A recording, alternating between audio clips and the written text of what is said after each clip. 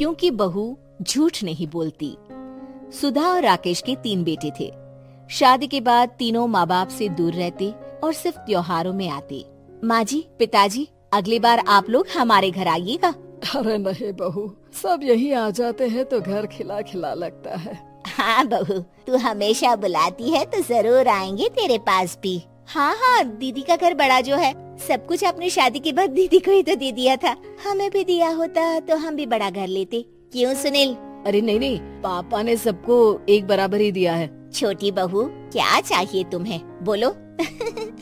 वो आपके सोने की चेन वाली घड़ी है ना, वो अगर आप मुझे। तभी वहाँ मजली बहू भी आ जाती है।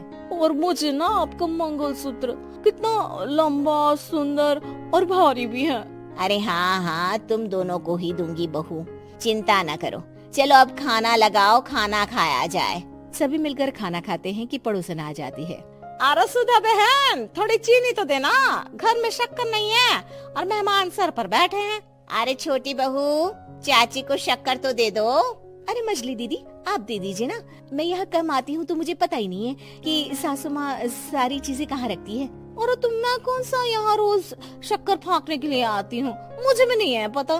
तभी बड़ी बहू हाथ में चीनी की कटोरी लेकर आती है। चाची, शक्कर आप लोगों का बड़ा सहारा है माँ जी और पिताजी को, वरना हम लोग तो यहाँ रहते ही नहीं। आप जैसे पड़ोसी हैं तो हम निश्चिंत हैं। और जीती रहे बहू, अब तो ये घर पड़ोस कम परिवार ज्यादा लगता है। सुधा अपनी बड़ी बहू को देखकर बहुत खुश रहा करती थी। वो उससे अक्सर घंटों बात भी किया करती, लेकिन दोनों दूसरी बहुओं का भी वो समझती थी कि शायद छोटी है, वक्त आने पर संभल जाएंगी। समय आ जाता है जब सभी को वापस जाना होता है। माँ जी, हम लोगों की फ्लाइट पहले है, हमें इजाजत दे। वो सास के गले लगकर चली जाती है। थोड़ी देर बाद छोटी बहू कहती है, माँ जी, मैं ना ये सोफे के कवर और चादरें ले जा रही हूँ, यहाँ तो ऐसी ही पड़ी रहेंगी। हाँ हाँ बहू, ले जा। और कुछ चाहिए तो बोल। और तो चाहिए बहुत कुछ, पर चलिए कोई बात नहीं, अगली बार ले जाऊंगी मैं। ऐसे ही मंजली बहू भी घर का बहुत सारा सामान ले जाती है। सभी के जाने के बाद सुधा राकेश से कहती है, घर कितना सूना लग रहा है ना। हाँ, और खाली भी। तुम्हारी दोनों बहुएं सब बटोर गई। अरे ठीक है ना, हम दोनों ही तो हैं, कितना सामान लगेगा। फिर उन लोगों की नई गृहस्थी, इतना मत सोचा करे। समय बीतता है। ऐसे ही हर साल त्योहारों में सुधा और राकेश के बच्चों की बहू आते और जाते वक्त ढेर सारा सामान पैक कर कर ले जाती। लेकिन कुछ ही सालों में सुधा का देहांत हो जाता है। पिताजी, आप यहाँ अकेले क्या करेंगे? हम लोगों के साथ चलिए। अरे नहीं नहीं बहू, इस घर में सुधा की यादें हैं, मैं उसे नहीं छोड़ सकता हूँ। अब तुम लोगों की माँ नहीं रही। देख लो, वैसे तो मैंने उसके जीते जी सब कुछ दे दिया है, लेकिन कुछ उसका पर्सनल कीमती सामान था जो ये है, ले लो। सामान में होती है एक घड़ी और एक मंगलसूत्र।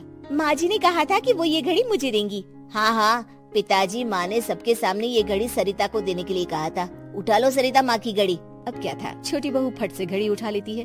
और पिताजी, ये मंगलसूत्र तो माँ ने मुझे ही देने को कहा था, याद है ना? वो सभी की ओर इशारा करती है। तू भी ले ले ये हार बेटा, कोई बात नहीं। मंजली फटाक से हार उठा लेती है। ससुर बड़ी बहू की तरफ देखते हैं। तुझे क्या दूं बेटा? पिताजी, माँ ने एक चीज मेरे लिए भी रखी है। सभी के कान खड़े हो जाते हैं कि आखिर सास ने क्या रखा होगा बड़ी के लिए। अरे माँ जी तो दीदी से प्यार भी ज्यादा ही करती थी, हमेशा उनसे बात किया करती। जरूर कोई बड़ी और अपनी प्रिय चीज दी होगी दीदी को। और देख लेते हैं ना, वरना तो हम भी बराबर का बंटवारा करेंगे। हाँ हाँ, कर लेना बंटवारा। लेकिन बड़ी बहू बताओ तो, सुधा ने क्या रखा है तुम्हारे लिए? अभी तो हम लोग यही हैं पापा जी, जब जाने लगेंगे तो बता दूंगी। बड़ी बहू के मुंह से ये बात सुनकर बाकी दो बहुएं सोचने लगती हैं कि आखिर क्या है जो दीदी को सासू माँ देकर गई हैं। दीदी, ऐसा तो नहीं ना कि पूरे घर का आधा हिस्सा माँ बड़ी भाभी को देकर गई हो? तभी वहाँ ससुर आ जाते हैं। नहीं नहीं, ऐसा कुछ नहीं है। मकान तो तुम तीनों का बराबर से है। देखो, बड़ी बहू से तुम्हारी सास ज्यादा जुड़ी थी, न जाने क्यों घंटों बात किया करती थी। पता नहीं क्या देकर गई है उसे। और ससुर जी, आपको क्या पता, चालाकी से पूरे घर के पेपर में साइन करवा लिए हो, या फिर कोई छुपा गहना। आखिर मकान पूरा तो आपने सासू माँ के नाम ही कर रखा था ना। अब घर में ये सस्पेंस बन जाता है कि आखिर बड़ी बहू क्या लेकर जाएगी।